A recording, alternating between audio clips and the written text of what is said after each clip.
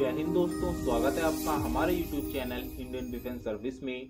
दोस्तों, आईपीएस का नाम तो आपने सुना ही होगा, तो आज मैं इसके बारे में पूरी इंफॉर्मेशन आपको देने वाला हूं कि आईपीएस क्या है, कोई व्यक्ति आईपीएस ऑफिसर कैसे बन सकता है, इसके लिए आपका फिजिकल, एज, हाइट और एजुकेशन क्वालिफिकेशन कितना होना चाहिए। इस वीडियो में मैं आपको आईपीएस ऑफिसर बनने का शुरू से आखिर तक पूरा selection process step by step बताऊंगा, ताकि आपको पूरी इंफॉर्मेशन एक ही वीडियो में मिल जाए। अगर आप चैनल पर नए हैं तो चैनल को सब्सक्राइब करना बिल्कुल ना भूलें। तो बिना टाइम वेस्ट किए वीडियो को शुरू करते हैं। दोस्तों, आईपीएस का पूरा नाम इंडियन पुलिस सर्विस होता है और ये यूपीएससी के अंतर्गत आता है। तो सबसे पहले बात करते हैं इसमें हाइट के बारे में। तो अगर आप मेल कैंडिडेट हैं और आप जनरल या ओबीसी कैटेगरी में आते हैं तो आपकी हाइट कम से कम 165 सेंटीमीटर होनी चाहिए और एससी या एसटी कैटेगरी के मेल्स की हाइट कम से कम 160 सेंटीमीटर होनी चाहिए। तो अब बात करते हैं फीमेल कैंडिडेट्स की। तो जनरल और ओबीसी कैंडिडेट की हाइट 150 सेंटीमीटर मांगी जाती है और वहीं एससी या एसटी फीमेल्स की हाइट 145 सेंटीमीटर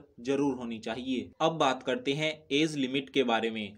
तो अगर आप जनरल कैटेगरी में आते हैं तो आपकी एज 21 से 32 साल के बीच होनी चाहिए और अगर आप ओबीसी कैटेगरी में आते हैं तो आपकी एज 21 से 35 साल के बीच होनी चाहिए और वहीं एससी या एसटी कैटेगरी के कैंडिडेट्स की एज 21 से 37 साल के बीच होनी चाहिए। एज क्राइटेरिया मेल और फीमेल दोनों के लिए सेम ही होता है। साथियों, अब सबसे इम्पोर्टेंट बात मैं आपको बता दूं कि इसके फॉर्म कब निकलते हैं। तो इसकी जो वैकेंसी है वो साल में एक बार जरूर आती है और ये यूपीएससी के अंतर्गत आती है। इसके ऑनलाइन फॉर्म हर साल फरवरी के महीने में निकलते हैं, तो इसका ध्यान आपको रखना होगा कि इसके फॉर्म कब निकलते हैं। तो अब बात करते हैं इसमें एजुकेशन क्वालिफिकेशन के बारे में। तो इसमें आपके पास ग्रेजुएशन की डिग्री जरूर होनी चाहिए किसी भी सब्जेक्ट में, चाहे वह बीए, बीएससी, बीकॉम, बीबीए या बीसीए में से कुछ भी हो, आपका ग्रेजुएशन जरूर होना चाहिए।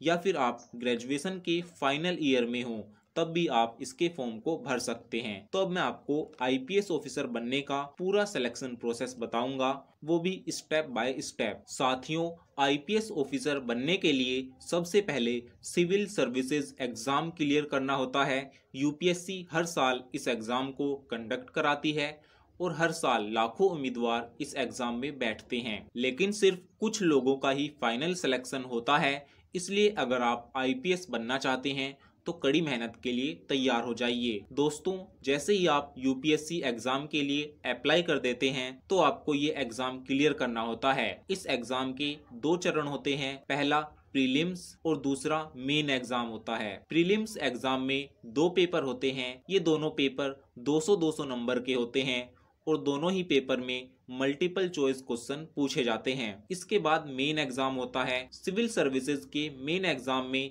लिखित परीक्षा और इंटरव्यू शामिल है। लिखित परीक्षा में कुल 9 पेपर होते हैं, जिनमें से 2 पेपर क्वालिफाइंग होते हैं और बचे हुए 7 पेपर में मेरिट लगती है। लिखित परीक्षा आपकी कुल 1750 नंबर की होती है। अगर आप इसको क्लियर कर लेते हैं तो उसके बाद आपको इंटरव्यू के लिए बुलाया जाता है। आपका इंटरव्यू कुल 275 नंबर का होता है। यह इंटरव्यू लगभग 45 मिनट का होता है। यहाँ पर कई इंटरव्यू लेने वाले पैनल होते हैं जो आपसे काफी मुश्किल और ट्रिकी सवाल पूछते हैं, इसलिए आपको इसके लिए तैयार रहना होगा, तभी आप एक काबिल आईपीएस ऑफिसर बन सकते हो। इंटरव्यू के बाद मेरिट लिस्ट तैयार की जाती है। जिन कैंडिडेट्स का नाम मेरिट लिस्ट में होता है उनको आईपीएस ऑफिसर बनने के लिए पहले ट्रेनिंग पूरी करनी होती है। ट्रेनिंग के लिए कैंडिडेट्स को मसूरी और हैदराबाद जैसे शहरों में भेजा जाता है। जैसे ही ट्रेनिंग पूरी हो जाती है उसके बाद पोस्टिंग दी जाती है। तो इस तरह आप एक आईपीएस ऑफिसर बनते हैं। तो दोस्तों, ये था एक आईपीएस ऑफिसर बनने तक का पूरा सिलेक्शन प्रोसेस। साथियों, अगर आपका इससे रिलेटेड कोई कंफ्यूजन है तो आप हमें कमेंट कर सकते हैं, हम आपका रिप्लाई देने की पूरी कोशिश करेंगे।